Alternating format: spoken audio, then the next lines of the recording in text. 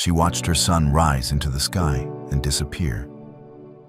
And then she had to live for 30 more years. Most people think Mary's story ends at the cross or maybe at the resurrection. But it doesn't. After Jesus rose, after he appeared to his followers, he ascended.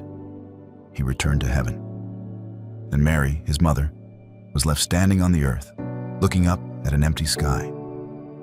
And then she went on living. For about 30 more years. Think about that. 30 years. As long as she'd spent raising him in Nazareth. An entire second lifetime lived after the great events were over.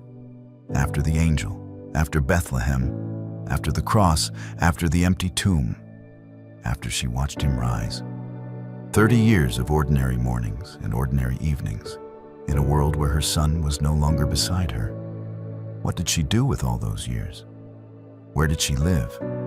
Who took care of her? How does a mother grow old after everything? After raising the Son of God, after burying him, after seeing him alive again, after watching him leave?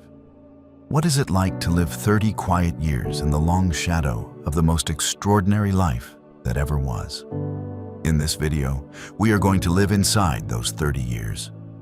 Not the famous events, the quiet ones. The daily life of an aging woman. The home she lived in. The people who cared for her.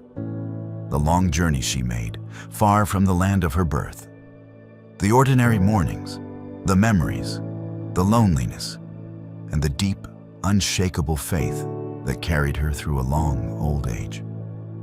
We are going to rebuild the world of Mary's final decades and step inside it. A note before we begin. The Gospels follow Mary up to the early days of the church and then fall silent. Her 30 years after are known mainly through the earliest traditions of the church. So much of this is a careful reconstruction, built from those traditions and from the customs of her world. Where we are imagining, we will say so. It begins on the day he left, the day she watched her son rise into the sky, and then turned around and had to figure out how to live the rest of her life. Imagine the day of the ascension through her eyes. She had already been through so much. She had lost him on the cross. She had received the impossible news that he was alive. She had, the traditions hold, seen him again with her own eyes, her son, returned from death. For a little while, the unimaginable had happened, and he was back. And now, 40 days after the resurrection, she stood with the others on a hill and watched him rise. The book of Acts tells us he was lifted up, and a cloud took him out of their sight. They stood there, staring up into the sky, until two figures in white asked them why they were standing there looking up. For he would return one day. But for now, he was gone. Think about what that moment was for a mother. She had held him as a newborn. She had raised him, taught him, lost him to a cross, and received him back from the dead. And now she had to let him go again. Not to death this time, but to heaven. A different kind of goodbye. She would not see his face again in this life. She would not hear his voice across a room, or share a meal with him, or simply look at him the way a mother looks at her child. That was over now. He had gone where she could not yet follow. And then, and this is the part we never think about, she had to turn around and walk back down the hill. The extraordinary moment ended, as all moments end, and ordinary life resumed. There were still meals to eat, still a place to sleep, still the long, ordinary business of being alive. The mother of the risen Christ had to go back to the daily work of simply living. The Gospels and Acts give us one last clear glimpse of her in those early days. After the ascension, the followers gathered in an upper room in Jerusalem to pray and wait, as Jesus had told them to. And Acts names the people who were there, the 11 apostles, and the women, and, it says specifically, Mary, the mother of Jesus, along with his brothers. She was there, in the upper room, praying with them, waiting with them. And that is the last time the Bible clearly shows her to us. After this, the scriptures move on to the explosive growth of the church, to Peter and Paul, and the spread of the message across the world. Mary slips quietly out of the written record. But she did not slip out of life.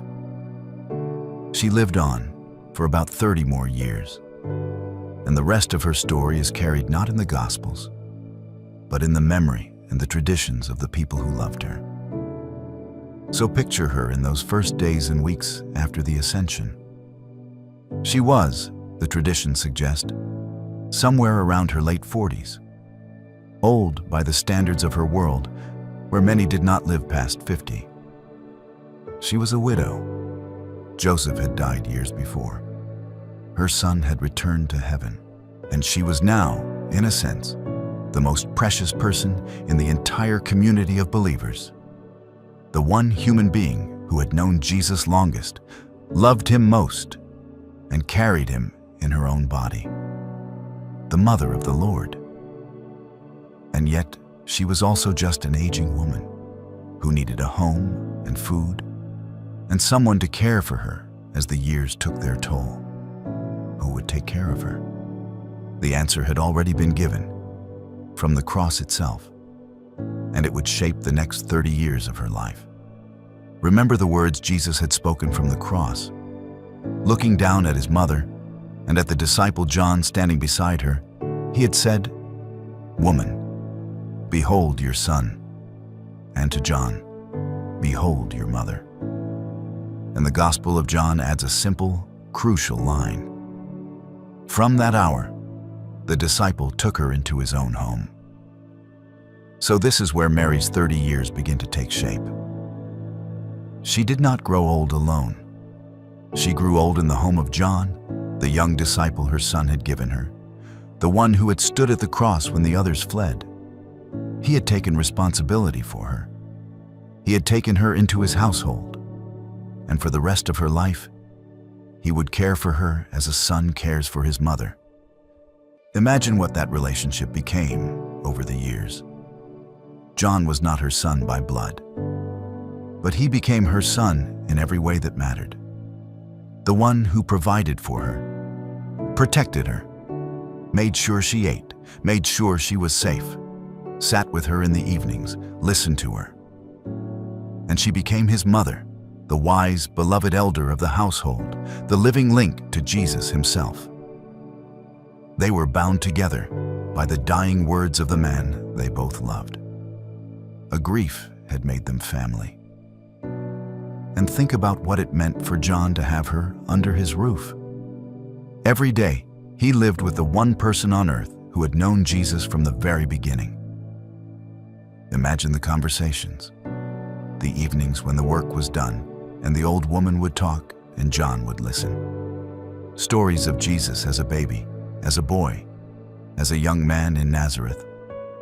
Things no one else alive had seen. The way he laughed, the way he prayed as a child, the look on his face the day he left home. John had walked with Jesus for 3 years. Mary had walked with him for over 30.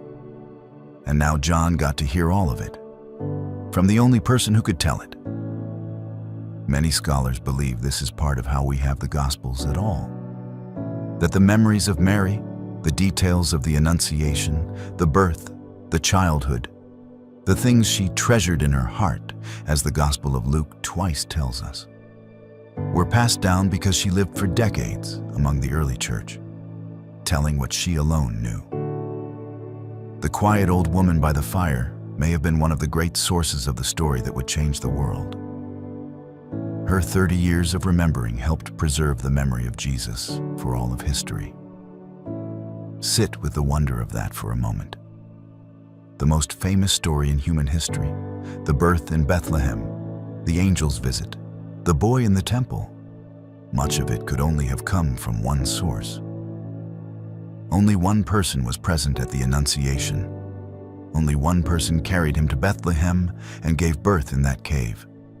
Only one person watched him grow through the hidden years in Nazareth. The intimate details that no apostle witnessed had to come from her.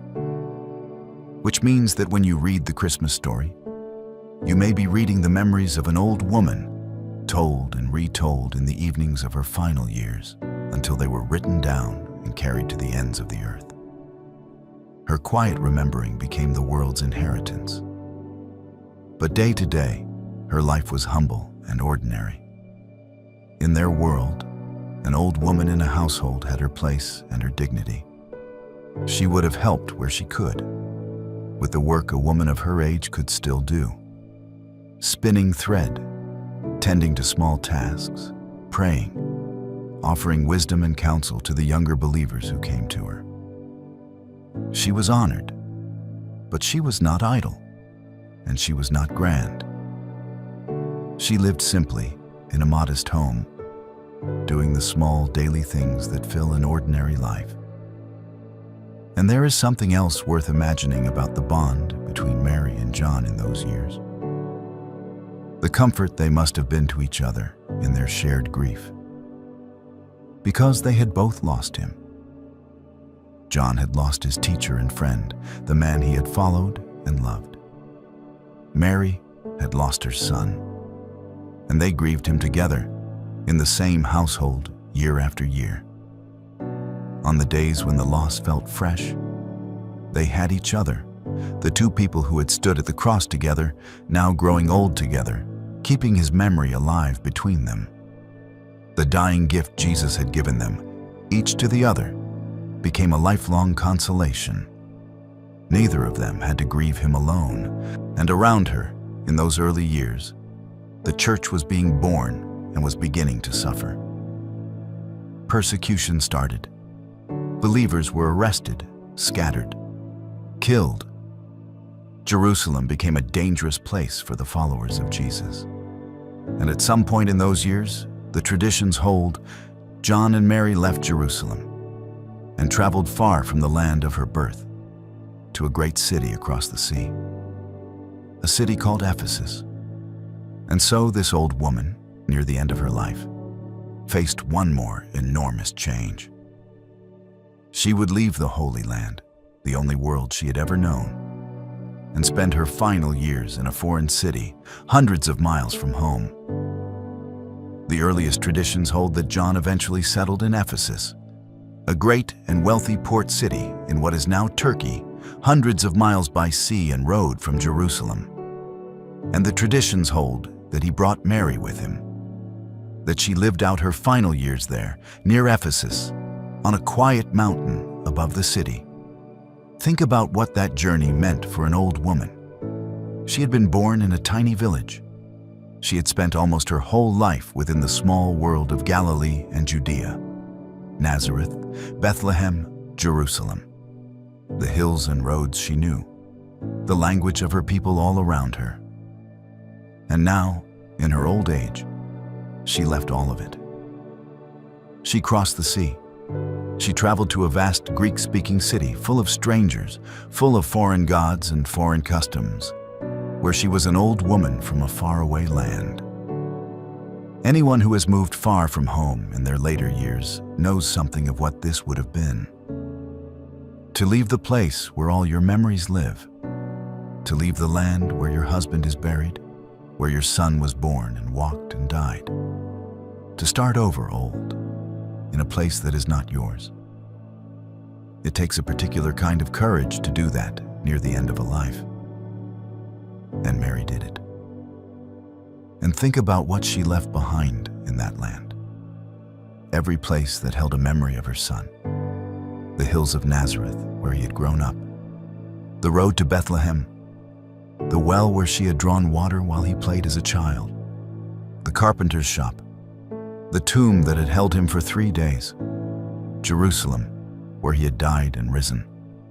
In leaving the Holy Land, she was leaving the very ground her son had walked.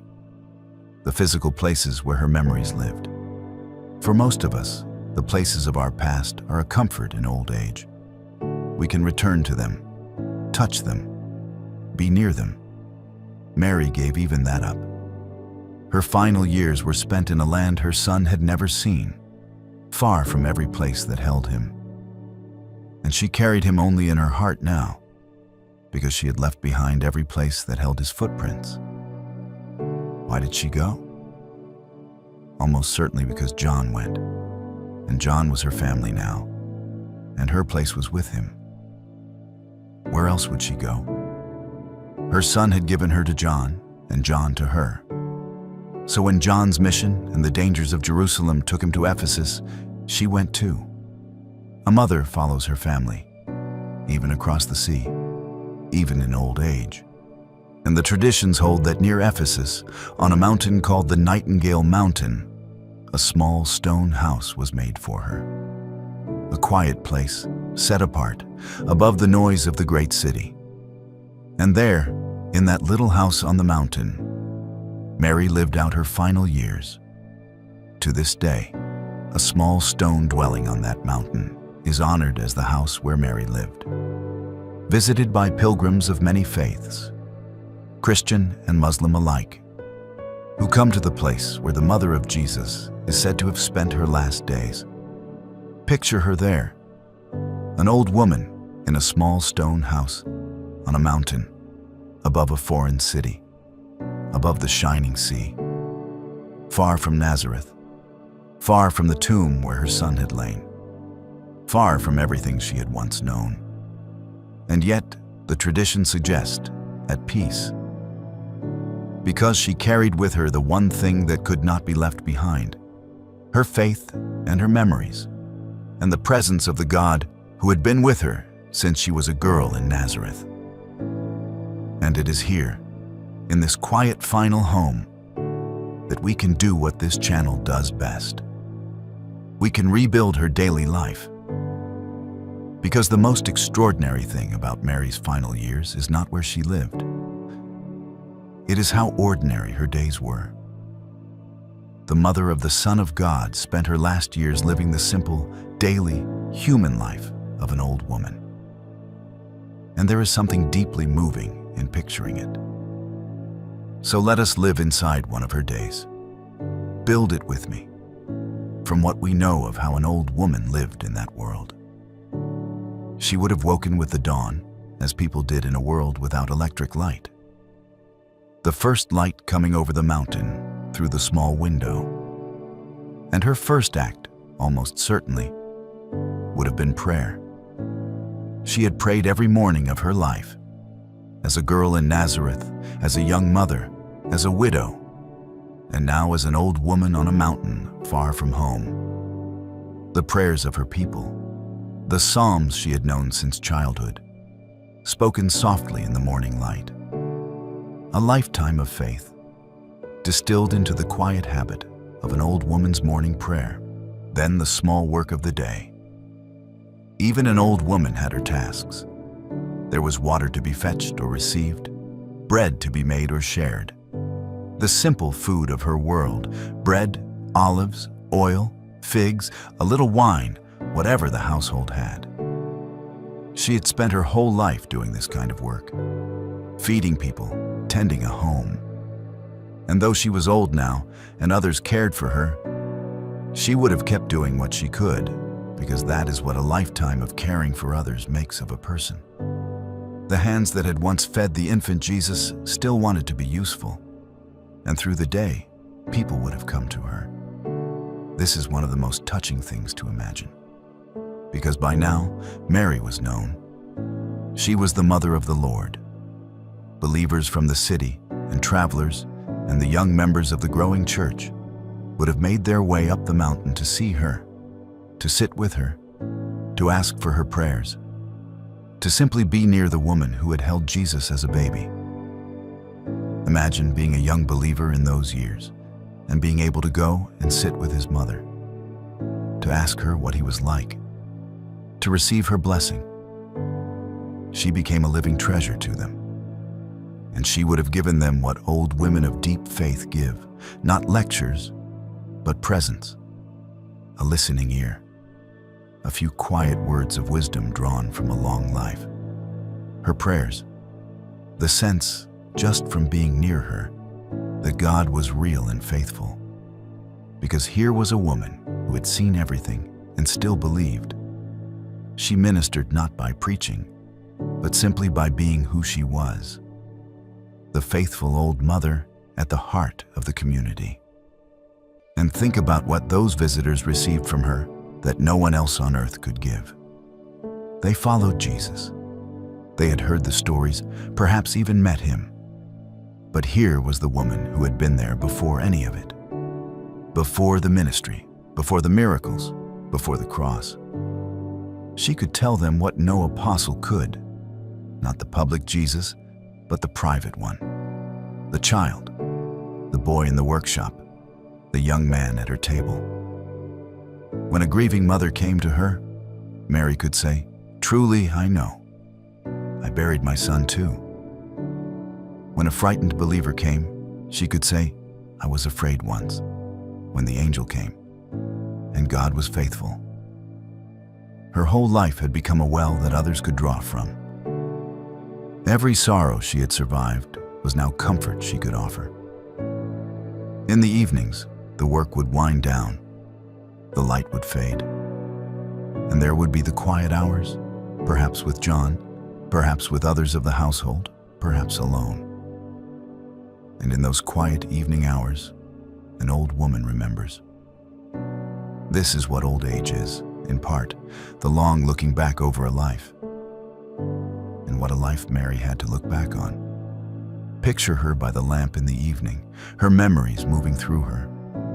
The angel, when she was just a girl. The long walk to Bethlehem, heavy with child. The night he was born, in the cave, with the animals. The shepherds, the wise men. The flight to Egypt in the dark.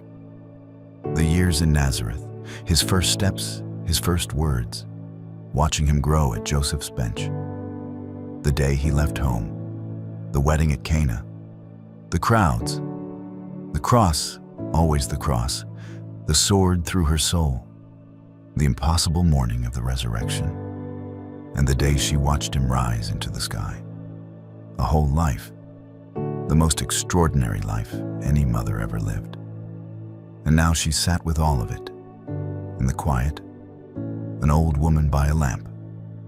And there is a particular sweetness and a particular pain in the memories of the old. The sweetness of having lived it, the pain of it being over. Mary could close her eyes and see her son's face as a child, and then open them to a small stone house on a foreign mountain where he was no longer.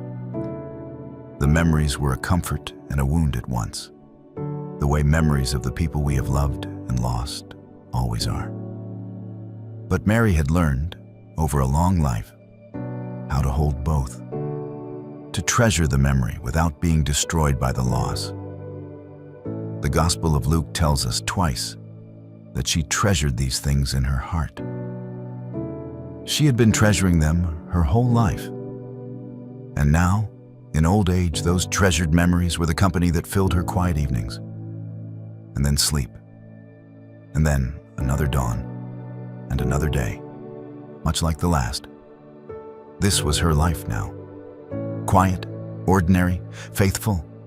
Day after day, on the mountain, far from home, growing slowly older.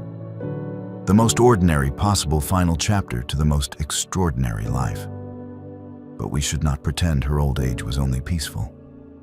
Because there is a particular ache that comes with a long life, and Mary would have known it deeply. The ache of having outlived so much. Think of everyone she had lost by now.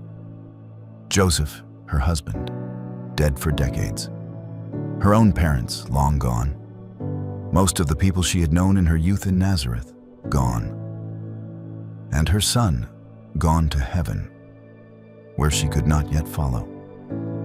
Mary had reached the age that so many people reach, where you have outlived most of the people who shared your early life, where you are, in a sense, the last one left who remembers. That is one of the loneliest parts of growing old. And Mary lived it. And there was a deeper longing in her, surely, than ordinary loneliness. because she, more than anyone who has ever lived, had a reason to long for heaven. Her son was there, the child she had raised, the son she had lost and been given back and watched ascend. He was waiting for her, beyond the sky she looked at every evening. And every faithful person who has lost someone they love to death knows this longing. The quiet ache to be reunited. The looking forward to the day the separation ends. Mary felt that, looking up at the sky where she had watched him go. Imagine the evenings when that longing was strong. When she missed him, not the risen Lord, but her boy, the child she had nursed, the son whose face she could still see when she closed her eyes. An old mother, far from home, looking up at the sky, missing her son, and trusting that one day she would see him again. There is no one who cannot understand that. Anyone who has lost someone and looked up at the sky and ached for them knows exactly what Mary felt on that mountain. And yet, and this is the heart of who Mary was, the longing did not curdle into despair. Her faith held, the same faith that had said, "Let it be to me," to the angel, that had stood at the cross, that had endured the longest night. That faith held her now, in her old age, in her longing. She did not spend her final years bitter or broken or hopeless. She waited, faithfully, the way she had done everything. She trusted that the God who had been with her since Nazareth would not abandon her at the end. She waited to go home. And consider how rare and how hard won that kind of peace is. It is one thing to have faith when you are young and strong, and your whole life is ahead of you. It is another thing entirely to keep that faith into deep old age. After you have buried your husband, outlived your friends, lost your son, and grown frail far from home. Many people's faith grows thin and bitter under that kind of weight. Mary's did not. Hers had been tested by more grief than almost anyone's, over a longer life than most, and it had held through all of it. The faith of the old woman on the mountain was not the untested faith of a girl. It was faith that had been through the fire, the cross, the tomb, the long separation, and come out the other side, still trusting. That is the deepest kind of faith there is. And there is something profoundly instructive in that, for anyone facing the latter part of life. Because Mary shows us how to grow old well, not by pretending the losses do not hurt, not by denying the loneliness or the longing, but by holding on to faith through all of it, by keeping the daily rhythm of prayer and small kindness and presence, by remaining a source of love and wisdom to those around her, even as her own strength faded, by waiting for heaven not with dread, but with hope. Mary aged the way we would all hope to age, faithful to the end, surrounded by love, longing for home but at peace where she was.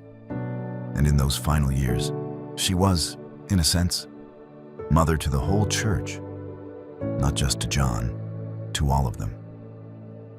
The believers who came to her, the young church spreading across the world, she was the mother of all of it, the living link to the Lord they followed. The role her son had given her from the cross, "Behold your mother," had grown into something vast. She had become the mother of everyone who followed him. And she filled that role the way she had filled every role in her life, quietly, faithfully, with love. And then, at last, after about 30 years of life beyond the ascension, Mary's long earthly journey came to its end. We are not told the details with certainty. The earliest traditions hold that she died peacefully, in old age, surrounded by those who loved her. Perhaps with the apostles gathered, perhaps with John at her side, the son who had cared for her for 30 years. A quiet death at the end of a long life, in the presence of love. The kind of death she had earned after everything. Think about what that moment meant for her. For 30 years she had looked up at the sky where her son had gone and longed to follow. And now, at last, the waiting was over. The separation that had begun on the hill of the Ascension was ending. Whatever you believe about what comes after death, for Mary, death was not a tragedy. It was a homecoming. It was the end of the long wait. It was, at last, going to be with her son. And for the Christian tradition, her story does not even end at death, because the ancient traditions hold that Mary, uniquely, was taken up, body and soul, into heaven to be with her son. The Assumption, it is called, is the belief that the mother who had given Jesus his body was not left to decay in the earth, but was raised and reunited with him, fully, forever. Whether or not you hold that belief, you can feel the rightness of the longing behind it. The deep human hope that the mother and son, separated by death and by the Ascension, were finally, completely reunited. And so the woman who had said yes to an angel as a frightened girl, who had given birth in a cave, who had fled to Egypt, who had raised the Son of God, who had stood at his cross, who had seen him rise, who had watched him ascend, and who had then lived 30 more quiet years on a mountain far from home, at last went home herself. Her long journey was complete. Step back now and look at those 30 years as a whole. They were not the famous part of her story. There were no angels in them, no miracles we know of, no great events recorded in Scripture. They were quiet years, years of daily life, of prayer, of caring and being cared for, of remembering, of growing old, of longing, of waiting. Ordinary years. And yet, they may be the most relatable years of her entire life, because almost none of us will be visited by an angel or witness a resurrection. But almost all of us, if we are blessed with length of days, will grow old. We'll outlive people we love. We'll face the quiet of the latter years, the looking back, the longing, the daily faithfulness of an ordinary life winding down. And in those 30 years, Mary shows us how to walk that road with faith, with love, with hope, all the way home. So what do we take from the 30 years Mary lived after Jesus rose to heaven? We take this, that the quiet years matter, that a life is not only its great events, the births, the deaths, the dramatic moments. A life is also, and mostly, the ordinary days. The thousands of quiet mornings and evenings that no one records. Mary's most famous moments fill a few pages of Scripture, but she lived a long, full life, and most of it was quiet and ordinary, and it was holy precisely in its ordinariness. The faithful old woman on the mountain is as much a part of who Mary was as the young girl at the Annunciation. We take this, that growing old can be done with grace, that the losses and the loneliness of a long life are real, but they do not have to defeat us. That we can age the way Mary aged, keeping our faith, keeping our daily rhythms, remaining a source of love to those around us, longing for home, but at peace where we are. If you are growing older, or watching someone you love grow older, Mary's final years are a quiet companion and a quiet guide. And we take this, perhaps most of all, that the separation does not last forever. Mary spent 30 years looking up at the sky, longing for the son who had gone ahead of her. And then, at last, the longing was answered. The waiting ended. If you have lost someone who went ahead of you, if you look up at the sky and ache for them, then Mary's 30 years hold a quiet promise. That the longing is not in vain, that the separation, however long, is not the end, that there is, at last, a homecoming. She watched her son rise into the sky and disappear. And then she lived for 30 more years. Quiet, ordinary, faithful years on a mountain far from home. And at the end of them, at last, she went home too. If this gave you a new way to see the quiet years, Mary's, or your own, or those of someone you love, subscribe. Because we rebuild the human lives behind the Bible and take you inside them. And if you are walking the road of growing older or missing someone who went ahead of you, tell me in the comments. This community walks together. I rate everyone. Thank you for spending these 30 quiet years with Mary and with me. I'll see you in the next one.